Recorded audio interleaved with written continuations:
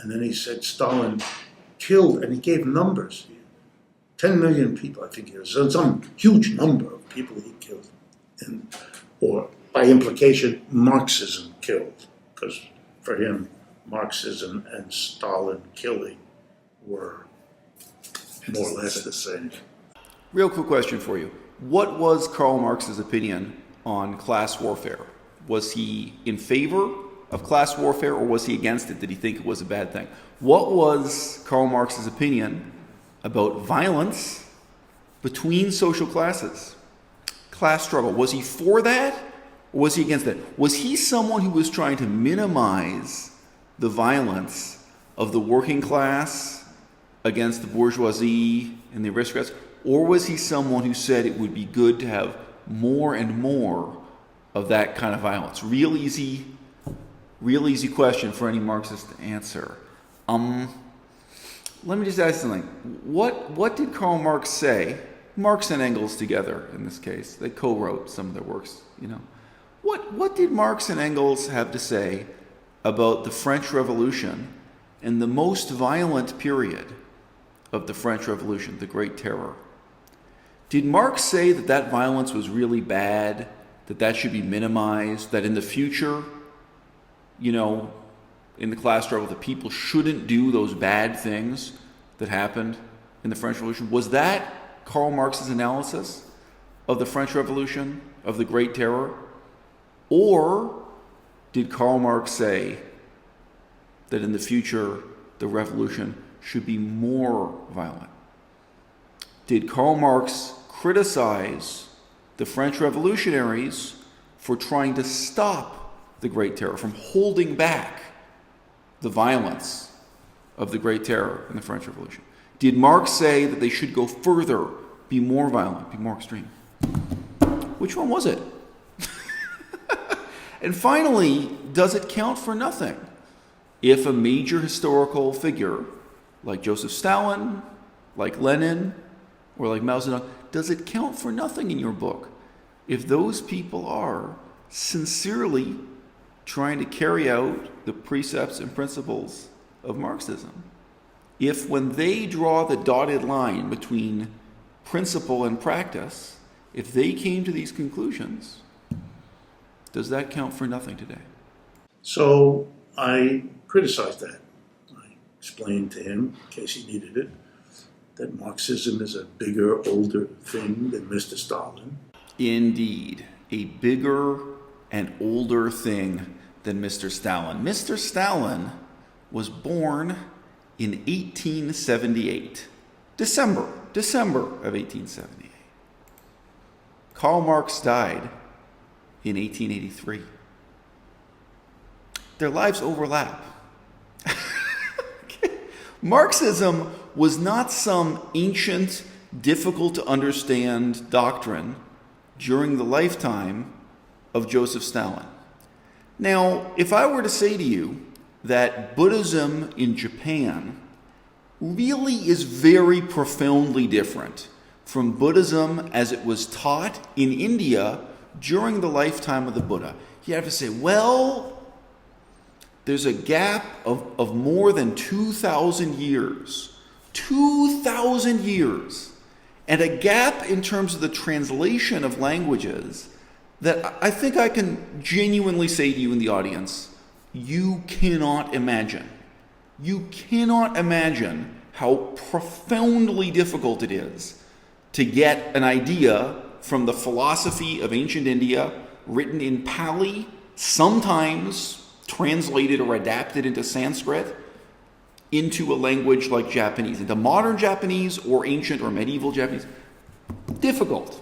And 2,000 years, a little bit of a gap, okay? 1883 is the death of Karl Marx. And you know what? There were a lot of people in Moscow who could read German. The gap, linguistically and culturally, within the same century between Russia and Germany, it's not really a very powerful or potent excuse, especially not when you're talking about someone taking a set of political principles and putting them into practice and the results including the devastation of the economy, sometimes starvation, scarcity, and oh yeah, massacres, mass murder, including ethnic cleansing, including attempted genocide. I tried to remind him that history is full of killings done in the name of things that we don't condemn for that. Does anyone else want to object here? History is full of mass murder that we don't condemn. Really? That's how you read history? What? I tried to give him examples that would make him twitch. So I gave examples like, I don't know, Christianity. I reminded him of the Spanish Inquisition, which killed large numbers of people. So your argument is nobody in their right mind would condemn the Spanish Inquisition, so therefore, why would anyone condemn Marxism? Pooh, and the crowd applauds. I reminded him of wars in the medieval time in which Christian princes killed each other. Catholics to Catholics, Catholics to Protestants, the whole Reformation, the 100 Years' War, the 30 Years' War. You know, those were long, a lot of people died. Do you know of any political party anywhere in the world that now claims that the Spanish Inquisition was a good thing? Do you know any political party, current, present day, 21st century political party, that really seriously argues that the 30 Years' War was a good thing? Do you know any political party, anywhere on the spectrum, left, right, or center, that today is making excuses for wars in which Catholics persecuted Protestants or Protestants exterminated Catholics, and they look back on that history and say, wow, this was a positive, this was a good thing, these were massacres, these were mass murders we should make excuses for. Here's the thing. I talk to Marxists, I talk to communists all the time, and they are precisely the people who, just like you, Richard Wolff, want to make excuses for, want to present a positive rationale for mass murder by communist regimes. Lenin, Stalin, Mao Zedong, depending on what flavor of communism they're a part of. Just a few are bold enough to take it all the way and try to back up the Khmer Rouge in Cambodia. The Cambodian comes. Some people, they seem to stop short of justifying that mass murder in Cambodia. I don't know why. I mean, in for a penny, in for a pound, right? This is the thing.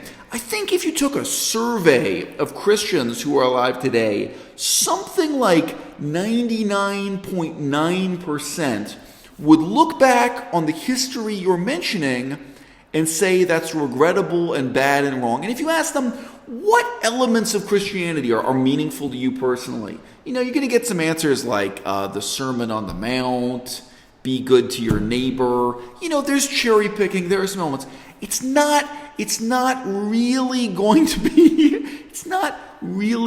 be internecine fighting in the Dark Ages, in the Renaissance. This is not really what Christians look back on as the pride and joy of their tradition, and it's not what they're trying to revive today.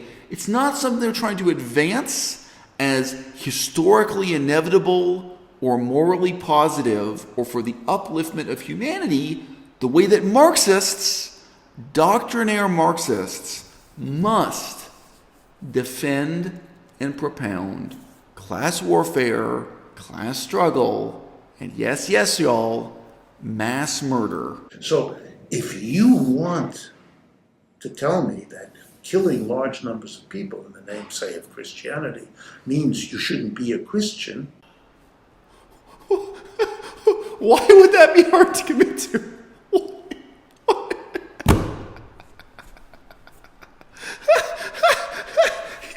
Yes, you know what? I'm opposed to mass murder. I'm opposed to this kind of internecine violence. So therefore, I'm opposed to any form of Christianity that endorses that or advances that or makes excuses for it. I'm also opposed to any form of Islam that does. I'm also opposed to any form of Buddhism or Hinduism. Yeah, you know what? Challenge accepted there. Challenge accepted there, Professor Wolff.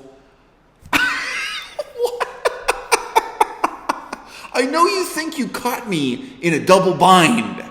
Like it would be really difficult for me to commit to a position of being opposed to mass murder for both Christianity and Marxism. Both Christianity and communism. But you know what? I feel right now I'm willing to take that step. I reminded him, that in the 20th century had two things that it called world wars, in which way more people were killed than Stalin ever managed. Is anyone going to find this convincing? Well, more people died in World War II than were killed by Joseph Stalin. What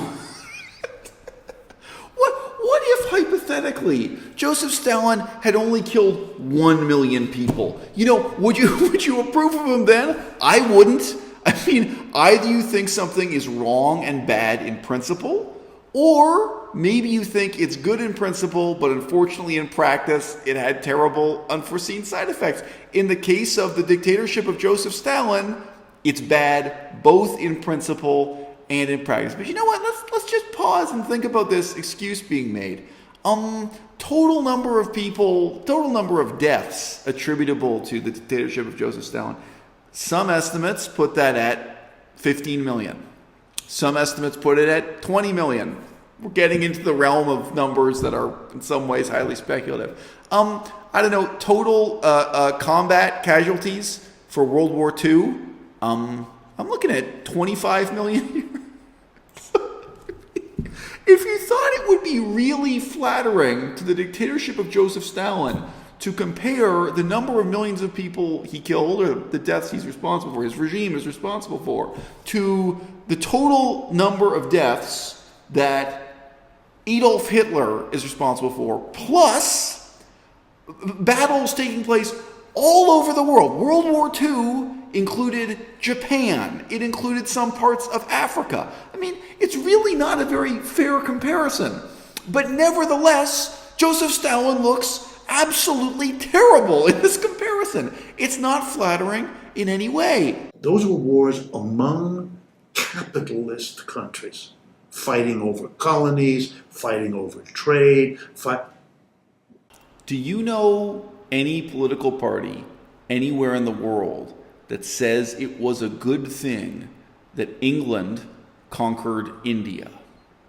Anywhere, left wing, right wing. Do you know anyone who now looks back at that history and says, yeah, this is something we should make excuses for, history of British colonialism in India?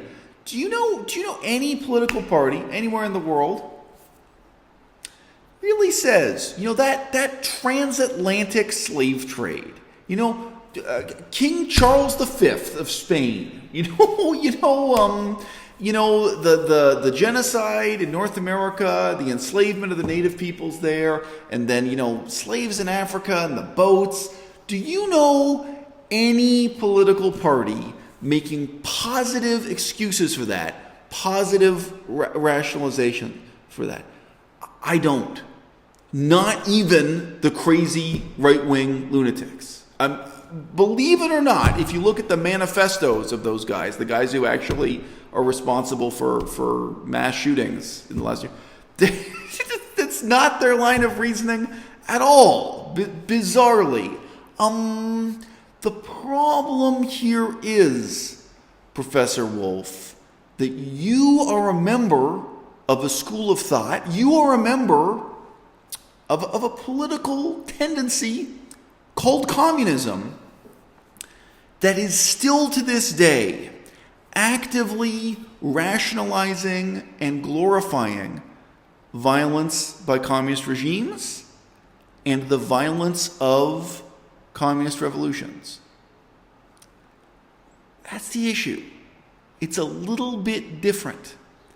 And the connection between your ideology, even if you define it as Marxism rather than communism, and that violence It's not hard to draw the dotted line. Not at all. Now, conversely, if you were to talk about the definition of capitalism, and then you would talk about genocide, there's no clear dotted line from one to the other. There's nothing inexorable, inevitable, or stated, propounded by the ideology of capitalism that would make genocide a good thing. There's nothing in the ideology that binds capitalism, the particular form of government or conquest of the British Empire heading out to conquer and control India. Nothing about, King Charles of Spain trying to get this transatlantic slave trade going.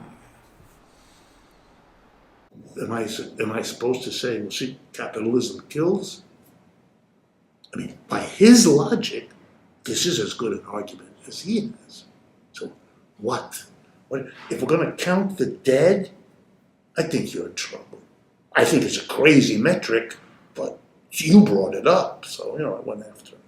It seems so easy for people on the far left to convince themselves that they have the cure for an illness.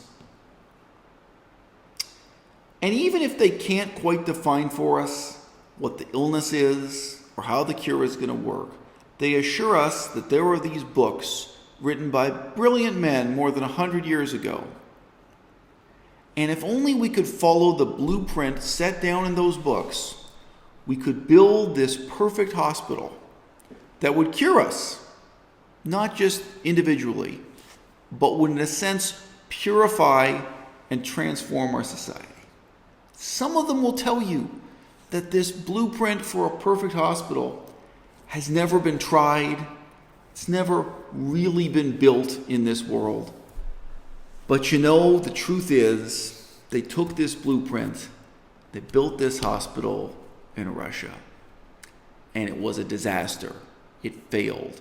The outcomes were terrible by every metric and every measure, not just mass murder.